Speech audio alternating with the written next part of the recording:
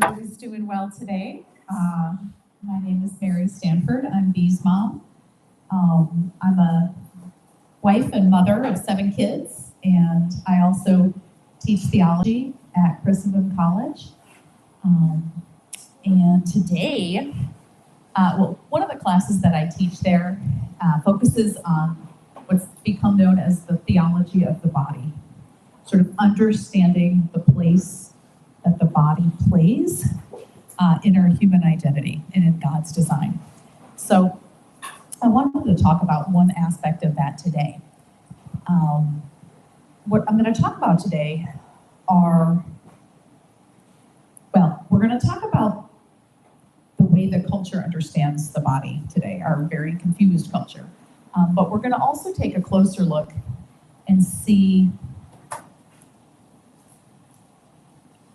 how this understanding is reflected in the way in which women and men view the body. Because what we're going to see is that there are some distinct ways in which men understand the body that are a little bit different, but I would argue complementary to the way in which women do. So those are all going to come into play.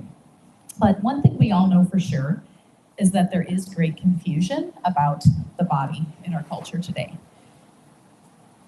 Is my body all there is to me? Or is my body more like a costume that I wear? Something I can manipulate and change if it feels uncomfortable? Is my body ultimately irrelevant to my actual identity? Basically, the cultural questioning of the body seems to boil down to 2 main questions. And if I had a board behind me, you're going to have to imagine a board, okay? I'm going to pose the question. Is the body something I have? That's on one side of my diagram. Or is the body something I am? Almost every cultural question about the body seems to really, again, boil down to those 2 questions. Both of these views, that the body is simply something I have, something I use, and the body is me. It is my identity. There's no more to me than my physical dimension. These are 2 differing but prevalent views. You hear both of them in our society today. How many here have heard the phrase, I can do whatever I want with my body? We hear that all the time, right? So of these 2 views, which category would that fall into? The body is something I am, or the body is something I have? Have, right? To treat your body like it's just something to use however you want, okay, that falls into that category. Oh, the body is something I have. And I like to call that view the instrumentalist view. My body's just an instrument I use, okay? On the other hand, the idea that the body is everything is also something that is very prevalent today, okay? When we hear about the cult of the body, right? Excessive dieting, working out, fashion, makeup, plastic surgery, hair dyeing, all of these things sometimes referred to as the cult of the body seem to fall into that category. I mean, you guys are so young and so innocent, but has anyone heard about Ozempic? Okay, it's a diabetes drug that people are taking left and right because one of the main side effects is that it causes weight loss. So all the celebrities are doing it. They don't care that the side effects involve stomach paralysis, facial sagging, and gallstones, and Lord knows what. It's, oh, I want to look a certain way, I will take this drug. I mean, it's insane. People that actually need the drug can't get it because so many people are ordering it for weight loss. Okay? There is definitely something called the cult of the body, right? The body must be perfect because I must be perfect because the body is me and that's all there is to me. And it's funny, even today, where there is emphasis on something that's often referred to as body positivity. Like, don't worry about being skinny. Let's just be positive about our body no matter what. And there's something good there, right? But I was reading that some people who were very much into the body positivity movement, when they did end up losing weight, that was frowned upon by others in the body positivity movement. Right, so somehow deep down there, we're still identifying solely with the body. So in our crazy messed up culture, there's these two differing ideas of the body shown in different ways, and they're all sort of interacting at random. We experience, we recognize both of them. Well, which is true? Are either of them true? I think it's probably pretty clear that each side seems to have some element of truth in it. There is something about my body that is instrumental. I can do things with my body. My body's not all there is to me, right? On the other hand, even the other side, which would say the body is all there is to me, there's also something true. The body is part of my identity. To say that my body is not part of my identity, that seems weird, that seems wrong. So I think we can recognize that each of these strands contains a particle of truth, but also excludes a big particle of the truth. Taken in isolation, the instrumental view that the body is just something I have on its own is a problem, right? It's not just for use. It suggests the body really doesn't have an inherent dignity, that it's not connected to my identity. There's something wrong there.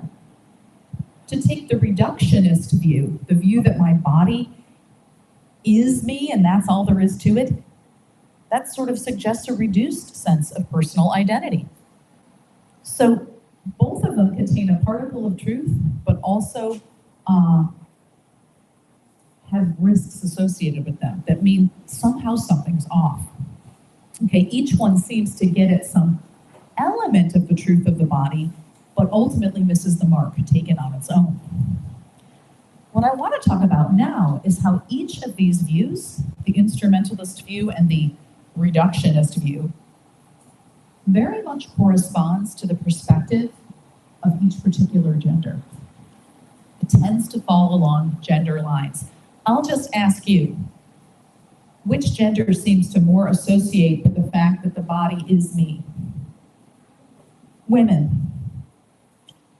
And obviously, spoiler alert, right? The idea that the body's an instrument, I just use my body, is more associated with a masculine perspective. Why is this? Well, I want to share a little bit, a few insights from Saint Edith Stein, a philosopher who talked a lot about the differences between men and women. And she made some observations. And she always started, interestingly enough, by looking at the body. She said, look at consider the masculine form, okay? What distinguishes the masculine form? She said, the male body is unique because of its strength and its size. She said that men are specially equipped to act on the world outside of them. Okay, the body is sort of made in a very particular way for work. Because of this, I'll actually read a quote. She says, with men, the body has more pronouncedly the character of an instrument, which serves them in their work and which is accompanied by a certain detachment.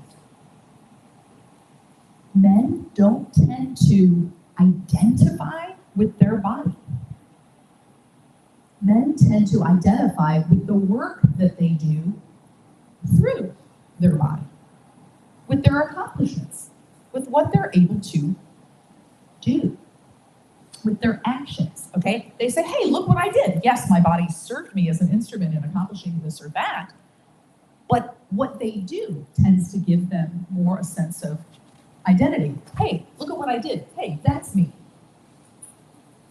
Okay? And so for them, yes, it's natural that the body would emerge as more of an instrument, something they use. mentioned a few minutes ago, there's some dangers there. If you identify with your accomplishments, with your deeds, with your work, what's a risk you take? What if the deed, the accomplishment, the thing you did failed? What if it wasn't a success? Right? Men, in a particular way, are very vulnerable to failure, to disability, to unemployment, to uselessness, right? If they understand that their body is a useful thing, but what they do with it ends up not really serving a purpose, or they can't serve a purpose, it can be kind of debilitating. So there's some risks there. It can also lead to an obsession with things as markers of achievement, as markers of success. And too often, it can lead to viewing others as instruments as well, right? If there's a tendency to see one's own body as a kind of instrument, hey, it's not that much of a stretch to see another person's body as an instrument, right? So the idea of pornography, promiscuity, meaningless sexual relationships, that is a temptation. Because men don't feel the same connection to their bodies as we'll see that women do. But before going on to women, I want to talk for a second about the upside. Okay, because there is a truth here. The upside, the masculine understanding of the body as a little bit more of an instrument, of that little bit more of a detached relationship to the body. The upside is that this reminds men that they are more than just their bodies.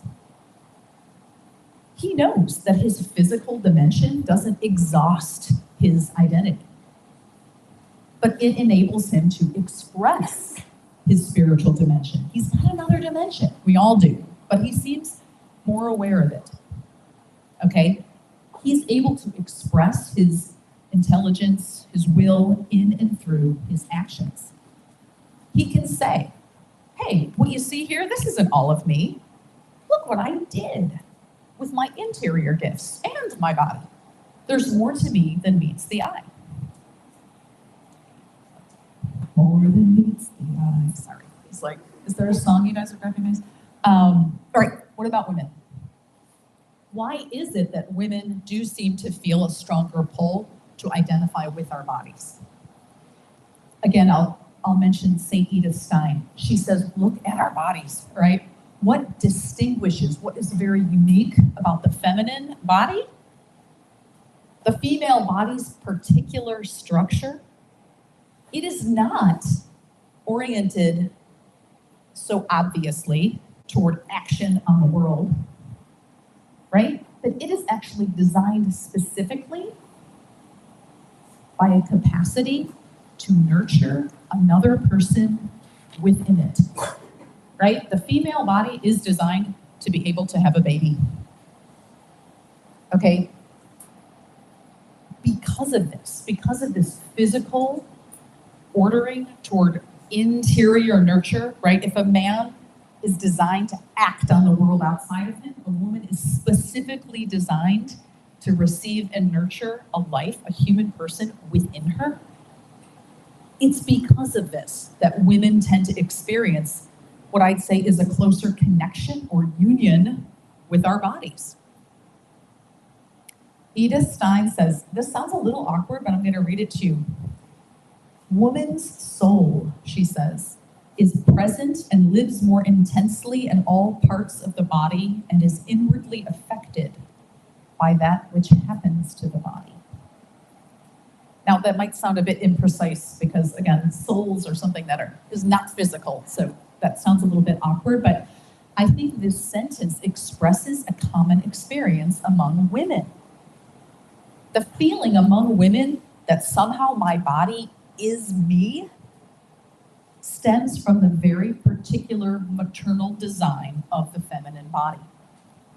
New little persons literally unfold within a woman's own body. This experience bonds her physically to persons in a very concrete way. Now, not every woman will have a baby in her life, but it's the potential. Even without experiencing pregnancy, a woman from an early age receives constant reminders from her body that she is female. Such a close association with her body inclines her to that identification that we spoke of at the start of this talk. Think about it from another angle. Women don't usually feel the need to prove that they're women. We might try to prove we can do things as well as men, right? But you don't see women running around trying to prove that they're women. We do see men trying to prove that they're men, right? Boys trying to prove it. How do boys try to prove that they're men? They try to do things, right? I'm going to do this cool thing. And when other men say, hey, good job, then I feel like a man. So that affirmation is very critical for a man, because just having a male body doesn't necessarily mean he feels like a man, right? Because he identifies with his actions more than he identifies with his body. With women, we start out with a more natural identification with our body.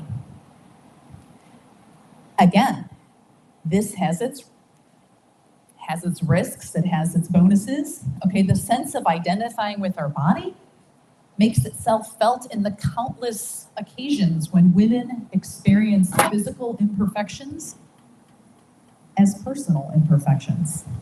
Physical awkwardness with personal awkwardness. And in the nearly universal experience of feeling a thrill when we're complimented on our physical appearance. Perhaps it is clearer now why women are more prone to exercise addiction, crash diets, becoming slaves to fashion.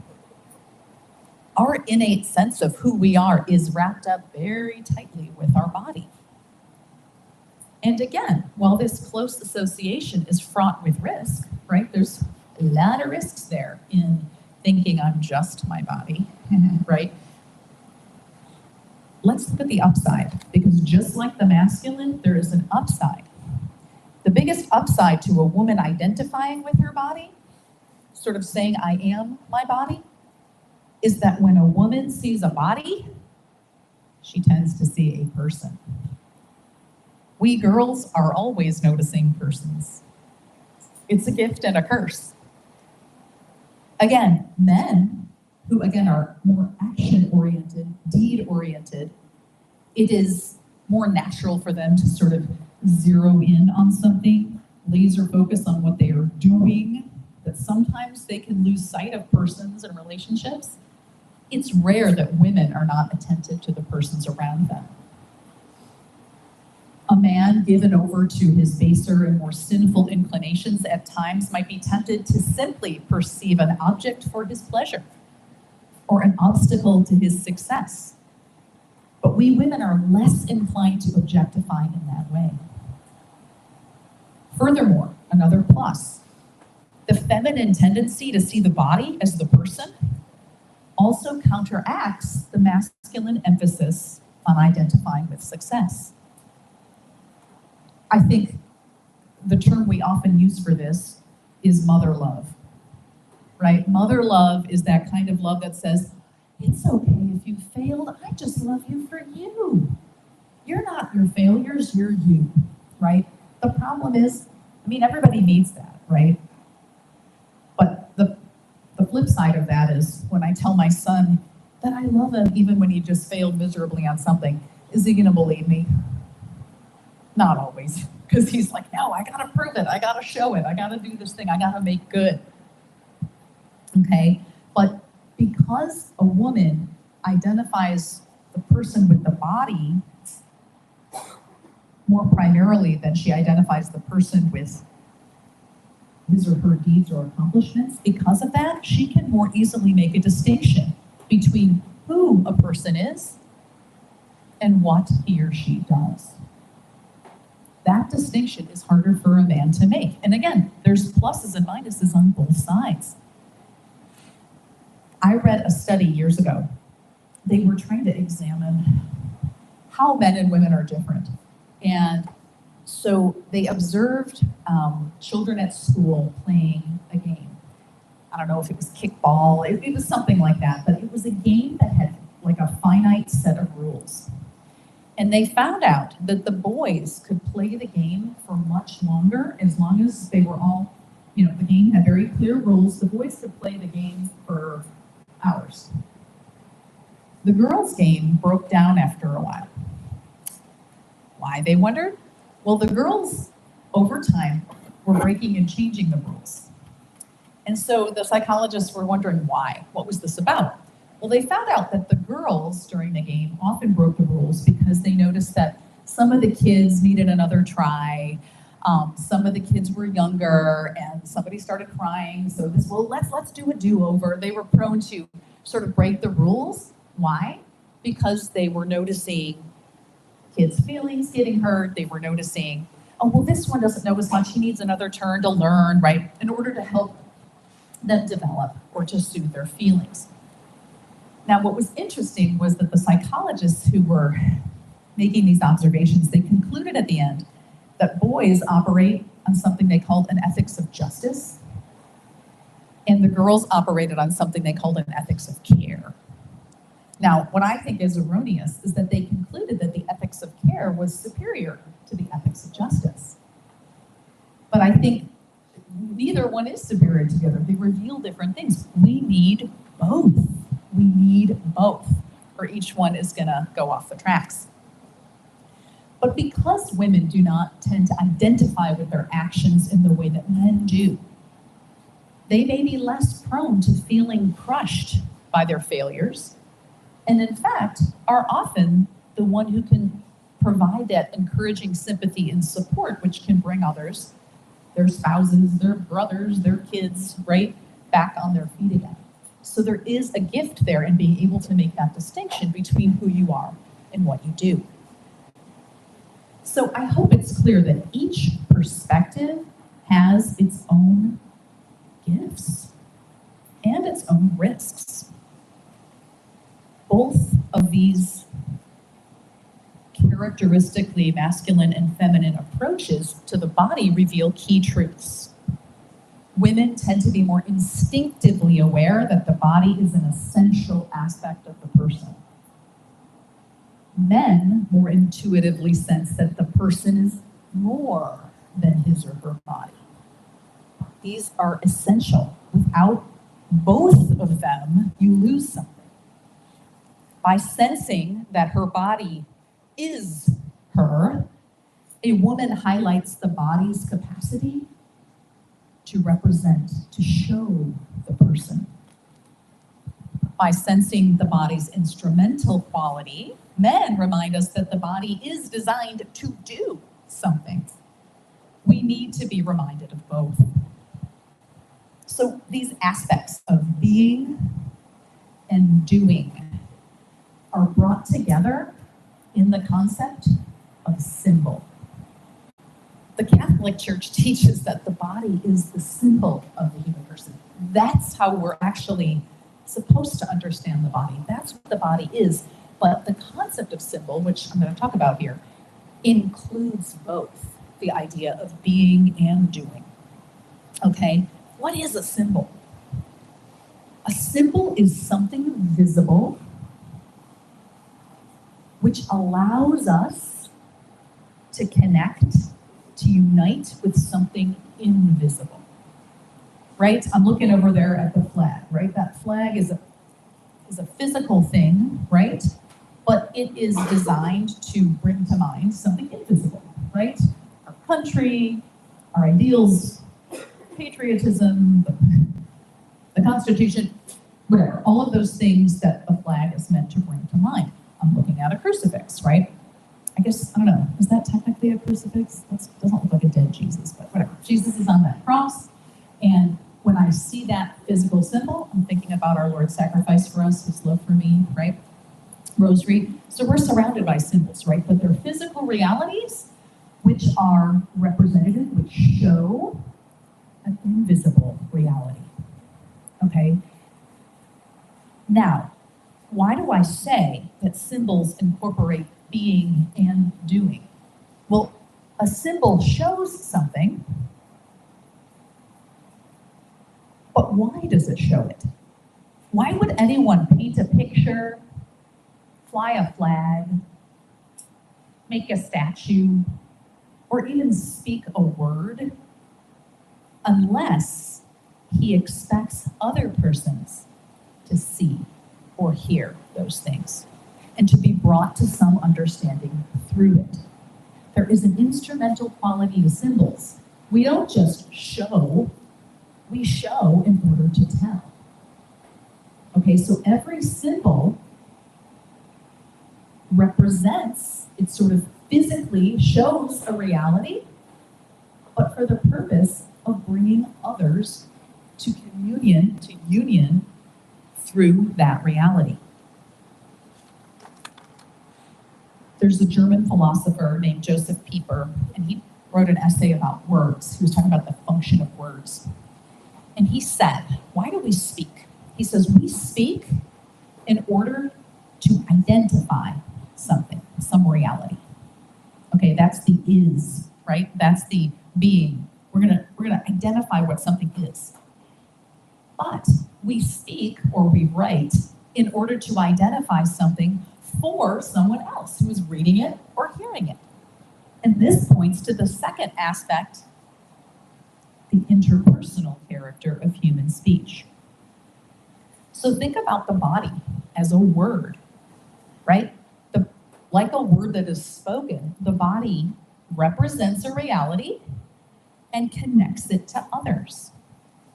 The body shows the person.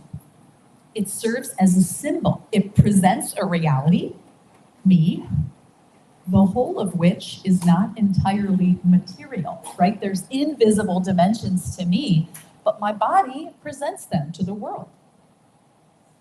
So my body presents a reality which is not entirely material in a visible way, so that I can connect to others. The body does not just show, it connects. One person is able to know another, to relate to another only through this bodily medium. It's not either or. The body is both representative and instrumental. The body is something just as it does something. At their weakest, fallen, sinful man may think of sexual activity as a sport, something pleasurable to do, and forget that they are connecting to a person. In the same way, there is a tendency for men to become workaholics, forgetting that even the work that they're doing is intended to serve and nurture persons and relationships.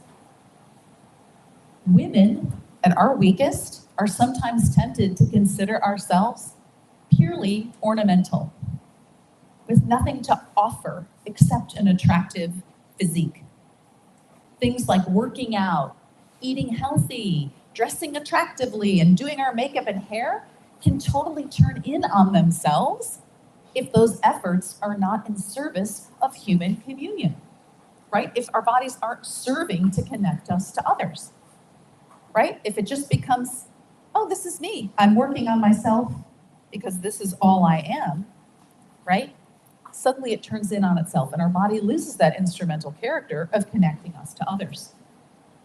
Taking care of ourselves so we can connect with others, we see that our bodies are meant to serve our relationships, to make us present and attentive to others, and to serve others in and through the work we do. So I think I want to talk a little bit about some of the confusion today with transgender, but just to wrap up this idea that each perspective is essential. It's not one or the other. The answer is both. But that men and women, each offering our unique perspective, can help remind the other of the full dimension of what it means to be a symbol. And I think ideally, we're going to learn this in our families, right? That's why you have a mom and a dad, right? You have ideally some brothers and sisters if possible. But each perspective can assist each sex in its struggle to avoid sort of the extremes that we see in our culture. One thing that I wanted to mention about some of the transgender ideas floating around is that in the transgender movement, we see both extremes, not acting together, but sort of operating on their own, right? Think of it this way. Who has heard the argument that, well, I can do whatever I want with my body, and so if I don't like this one, I can just mold it, shape it, surgery, drugs, I'll just change it to something that I like. That's something that feels right. Right? So, I mean, and that's what people are promoting all the time. Oh, just change. If you're not comfortable, if you're in pain, your body is just something that, like an instrument, you can tweak and mold and change. Okay, so we hear that, right? Well, what about the other extreme? That my body is me. Do we hear that in the transgender movement? I think we do. Think of it this way. If you are your body and you are only your body, and you're in pain, you're suffering, what's the only solution? Fix your body. There's nothing else to fix. Is there someone on the floor over there? I thought you were referring to suicide, so I said bang. Oh, sorry. Oh, no, and that's very, no, not, we don't want to laugh about suicide, but there you go. If this is all there is, if all there is my body, right? If all there is my physical dimension, then the only solution is a physical solution. Oh, something horrible, like you just mentioned, but also then my body must be the problem and it must be changed. That is the denial that there is more to me than the body, right? If I'm suffering and I have a perfectly healthy body, well, the logical step is to assume, well, there's another dimension to me that's hurting. Lack of affirmation, lack of attention, wounds from abuse, wounds from neglect. There's a lot of things that can play into our mental health, right? But today in our culture, we're not allowed to say that, oh, if someone's suffering in that dimension, suffering in their relationship with his or her body, we're not allowed to say, oh, well, maybe if your body's perfectly healthy, maybe your problem is a psychological one. And you need and deserve help and care for that. Okay, but if we only think we're our body, oh, then the only solution is a physical one. My body must be the problem. So what we're seeing in the transgender movement is both of these erroneous, the instrumentalist view and the reductionist view, spinning around and interacting at random. Okay, the only way we will get to the truth of who the person is to look at both of them. And they're both incorporated in the idea of symbol. The body is the symbol of a person. You are more than your body. The instrumentalist view of the transgender movement says no, your body is just something you can do whatever you want with. It's not a symbol.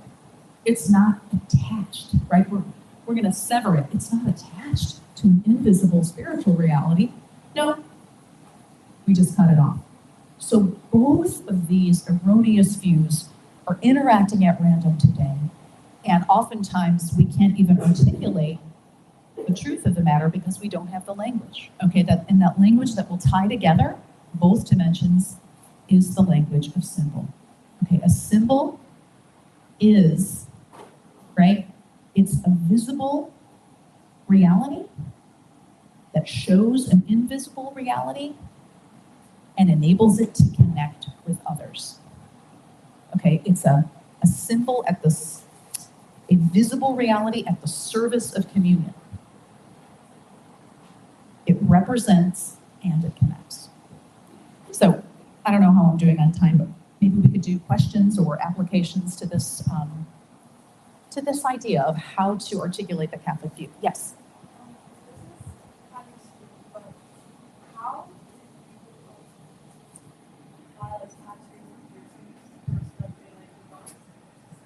Yeah, Lizzie's asking about tattoos and piercings, which is interesting, right? Because when you look at, the history of mankind, right? Particularly with women, even in the Bible, right? Women are beautiful women, if they're wealthy enough, right? Are adorned, right? adornments are a way in which we sort of heighten and accentuate beauty. But what we're certainly seeing in our culture today is interesting when it comes to piercings and tattoos. And honestly, when I was like a little kid, the only people that really ever had tattoos were like, well, I suppose like you hear about pirates, but it was usually maybe somebody that had been in the military or maybe a prisoner or maybe a motorcycle gang, right? Usually your tattoo was a kind of mark that represented some sort of community or group of which you were a part. It was kind of a manifestation of that. I think what we're seeing today is the reverse. People are so hungry for community, they're hungry for relationships and for love, that instead of having a tattoo that shows, yeah, I was a part of this pretty cool group once and we bonded over a battle or we bonded over some harrowing experience, we're getting the tattoos now to try to create an experience of community and unity because we're experiencing that emptiness and that lack of good relationships. Unfortunately, it's an inversion of the symbol and what it symbolizes. Instead of a symbol representing a union, I'm trying to create that feeling of unity and that feeling of affirmation by putting a symbol on myself. We're inverting the symbol and the symbolized. And the problem there is that's not how it works. So it doesn't really fulfill us. So what do? We get another one. And we get another one. And we get another one. People are just getting tattoos. We're running out of space. So it's a sign. I'm not here to condemn anyone's particular tattoo, but I'm sorry, guys. It's a sign when people just keep getting more and more and more. Honestly, if I had money, I would invest it in tattoo removal technology because, guys, in another 10 to 15 years, I would be like a billionaire, right? But one other point about the body. Those things can also deny a body's symbolism. As I said, the body is a symbol. It means I don't decide what it symbolizes. It's a symbol, which means it's already symbolizing a reality, okay? My body is naturally beautiful. And it is symbolizing the person within, right? To think that my body is something that, like a blank slate, that I just have to make over with something, I think is a misunderstanding. I think fashion and makeup properly done maybe heighten and emphasize our natural beauties, but we have to go with the grain, not against the grain. You know when it's fall in Virginia, and it's like mid-October, and you look around at the stunning beauty of the trees, right? Like a gorgeous maple tree at its height, right? Isn't that beautiful? Oh, come on, Matthew, it's gorgeous, okay? Imagine going up to this gorgeous tree and spray painting it purple. It's kind of like thinking, I could improve on this. I could really improve on this with my creativity, right? But like, no. Maybe I can accentuate its beauty by clearing some of the weeds around it, right? Or painting my barn a certain color so it sets it, so it makes the colors pop, right? But again, we're going with the grain, right? So we get haircuts, we wash our faces, we use a little makeup, right? We try to wear fashions that accentuate the natural curves and dimensions of our bodies. But that's going with the grain, not against it. So I think deep at its heart, some of the things we're seeing in the culture today are desperate attempts to create experiences and bonds of community through tattoos, right? Or assuming that the body is utterly meaningless and has no meaning, dignity, or beauty on its own, and thinking I have to use my creativity to overlay all of that. So both of those deny the body's true meaning as a symbol. So that's my answer to that. Yes. How would you apply what you talked about To modesty? Yes. This is interesting because we're going to have to go all the way to Genesis for this, right? In the book of Genesis, Adam and Eve, right? When they were made, and they were beautiful and perfect before they fell and sinned and things got kind of messed up, were they wearing clothes? No, right? John Paul, in his theology of the body, says, listen, when Adam and Eve looked upon one another and were naked but not ashamed, that's sort of an experience that we can't quite relate to, right? Shame is always going to be a part, that sense of, is going to be a part of our experiences in time. But what he suggested that meant was that being naked without shame meant that Adam and Eve's bodies were absolutely perfect and pristine symbols of their invisible dimension. Looking upon one another with nothing held back, he suggests their interior dimension was perfectly communicated to the other. I mean, you know what I mean? Like, it's like when you meet somebody and you really want them to like you, and you feel like they dismissed you maybe because you weren't attractive enough, or maybe you were awkward, and what you want to say is, there's more to me, I got cool ideas and thoughts, and then nobody like gives it a second thought, right? Imagine seeing someone and having that whole interior dimension beautifully expressed. Okay, that's the idea. The body is the physical dimension that perfectly makes present our interior dimension. Once Adam and Eve committed that first sin, which again, we could do a whole nother class on, but the point is, somehow the experience of the other was different. There was a fear in being before the other. And in part, it's a fear of being viewed as just an object, a fear of being seen just as in your physical dimension, and not in the fullness of your physical spiritual dimension.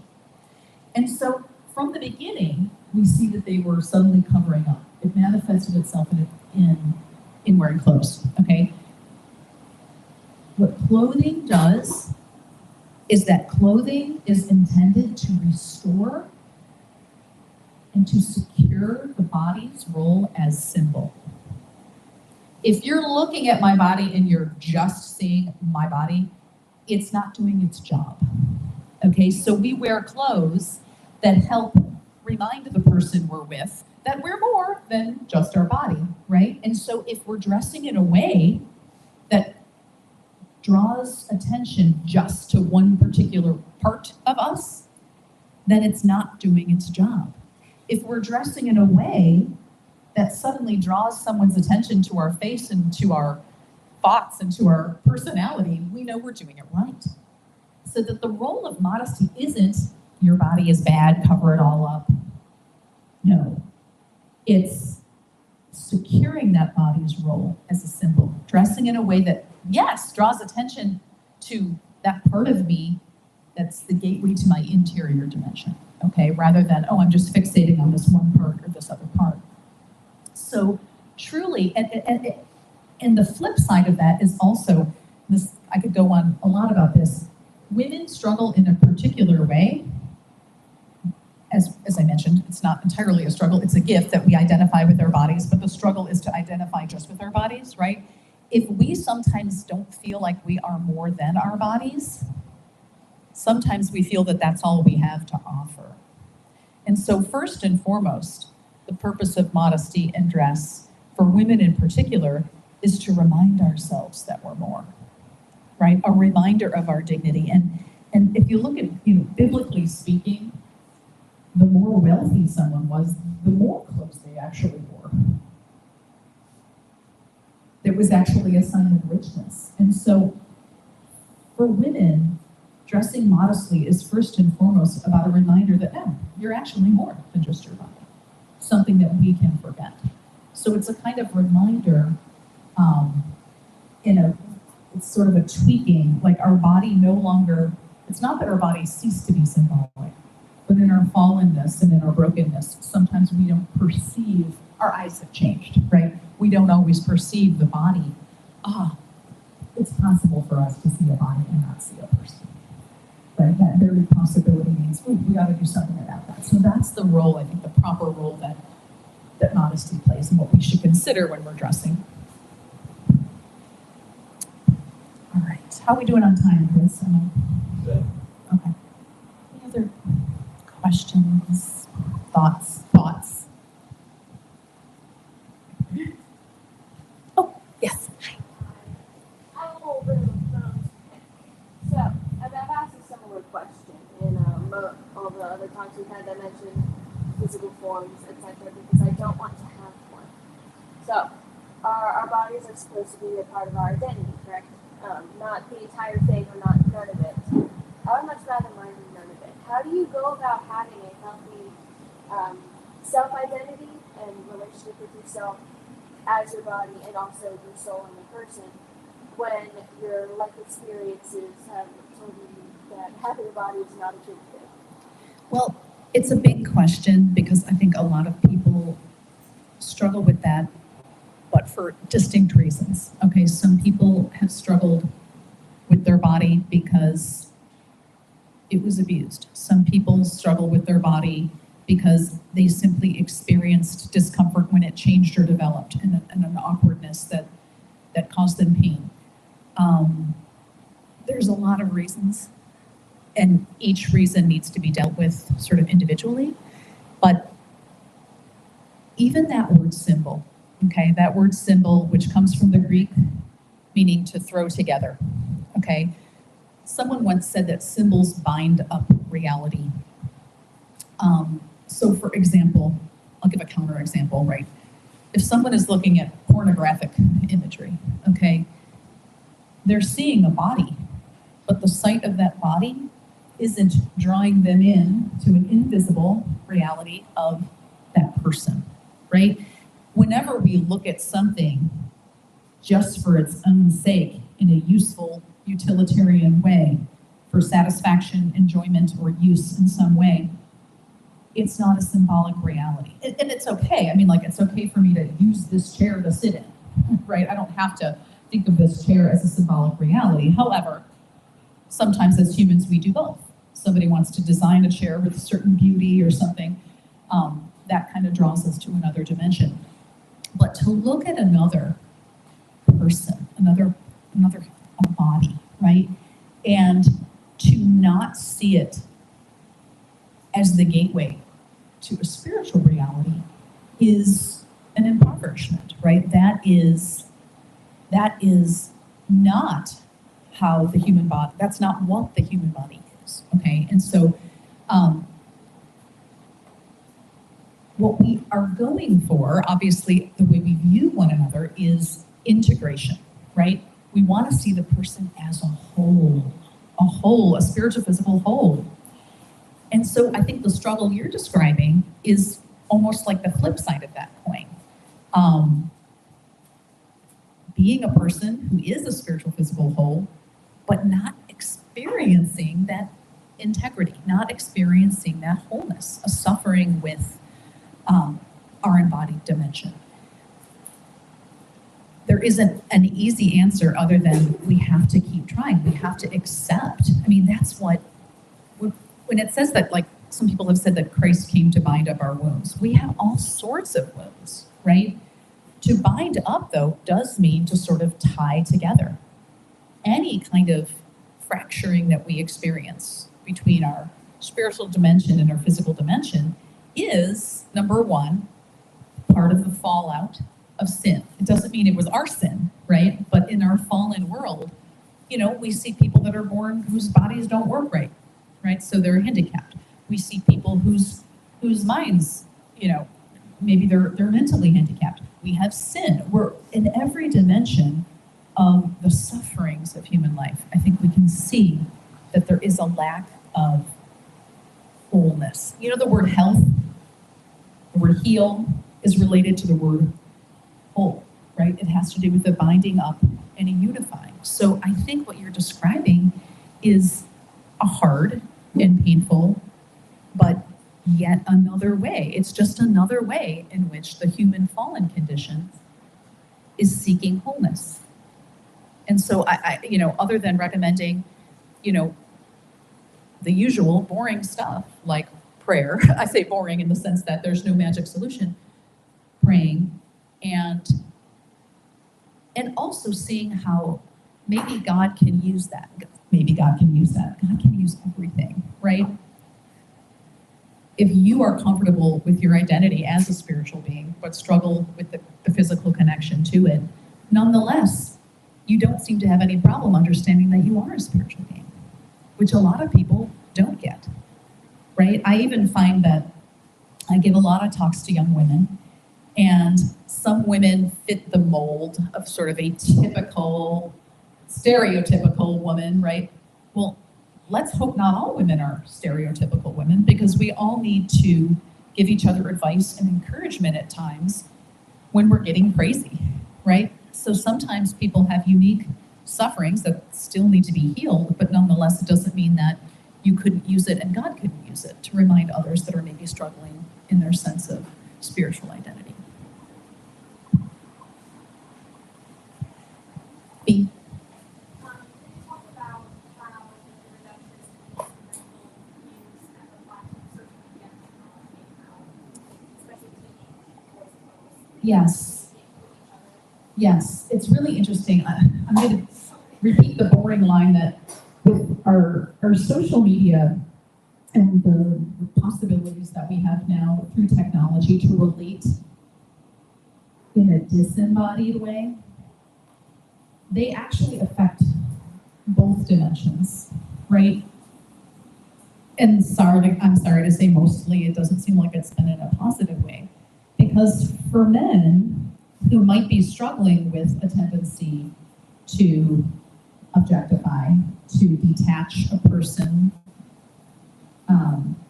to relate to others as objects and not necessarily whole persons, that doesn't help when you don't see another body that you're talking to, right? When people are talking over the internet and they're commenting and they're having arguments. Has anyone ever seen an argument over the internet? Yeah.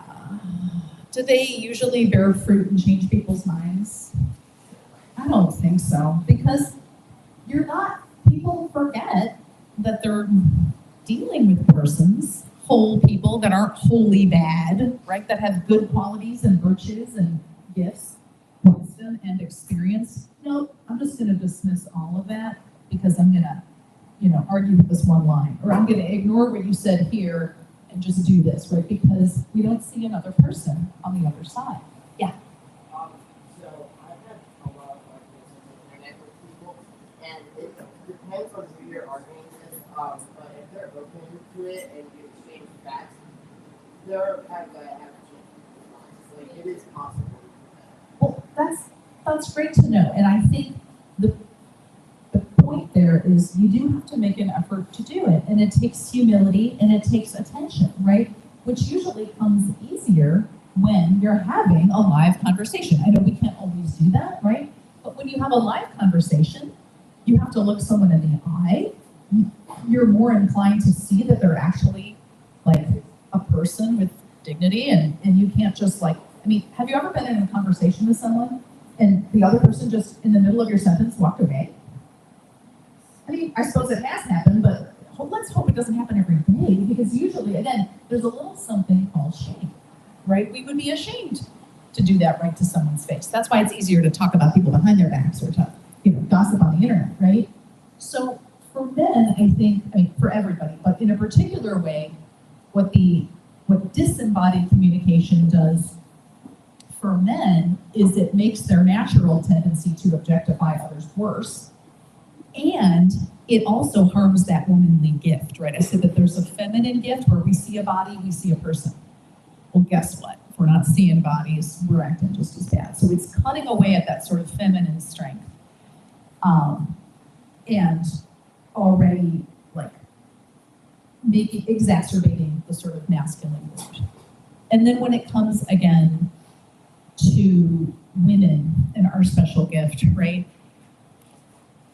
The gift of being present and attentive to persons, which I said is a feminine gift. For most women have a heightened attention to the persons around her. When we're consumed with our phone the whole time and we're ignoring the people around us, we don't even notice. We lose opportunities for conversation, sympathy, all of those things. That special gift that we have is also sort of being diminished. So we do have to be really careful and disciplined. And it's hard when you don't see the adults in your life exercising that discipline either. But to really have the technology be something you can use when you're having that occasional dignified discussion with someone far away versus something that's actually mastering you does require that, we discipline ourselves. And sometimes it means making really intentional plans, hey, we're going to play a board game tonight. Hey, we're going to put the phones in the kitchen to charge. Hey, we're going to have lunch with a friend or coffee with some friends, and we're going to put away our phones and just be present to one another.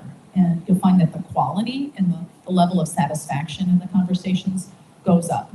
But we have to get over the awkwardness, right? We've become a culture that doesn't want anything awkward. And social media, disembodied communication allows us not to experience the pain and the growth that can come from awkwardness and vulnerability. So the body, I can't remember who said it, but somebody said that the body is what makes us vulnerable.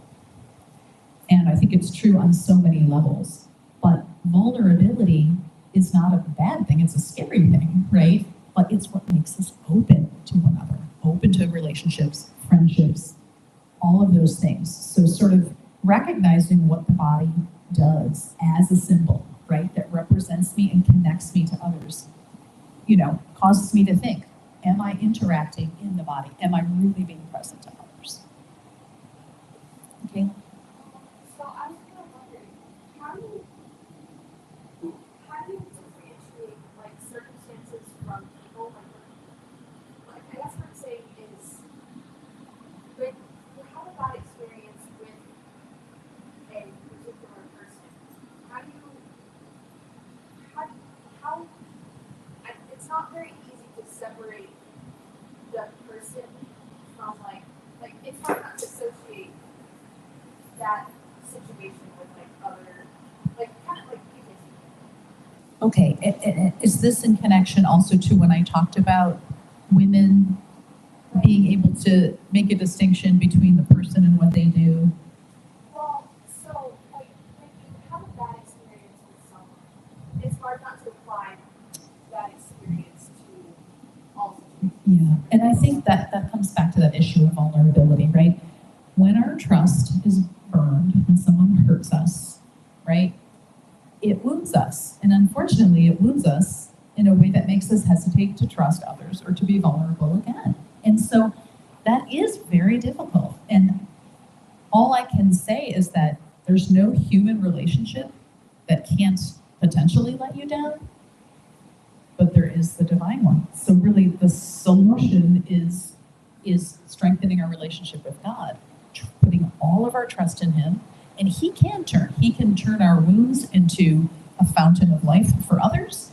He can heal other wounds. He can do all of that, and he is the one that can enable us to put our trust in others again. We have to use our wisdom. Okay, maybe if that friend or that other friend turned out to be not a good friend, that's okay. Maybe I need to find some other friends, but it never eclipses the possibility of getting hurt. The only thing that can secure us against that is to have something at a foundational level that is going to always build us up, right? We can be totally vulnerable with God and put all of our trust in him. He can give us the strength, right? He can give us the healing that we need, and he can direct our experiences, even our bad ones, to be something that can be helpful to others. So I think the answer is more prayer, and our prayer really needs to be one of trust in God's providence, right? Because we can totally be open to God, totally, and we're not going to be wounded in that process.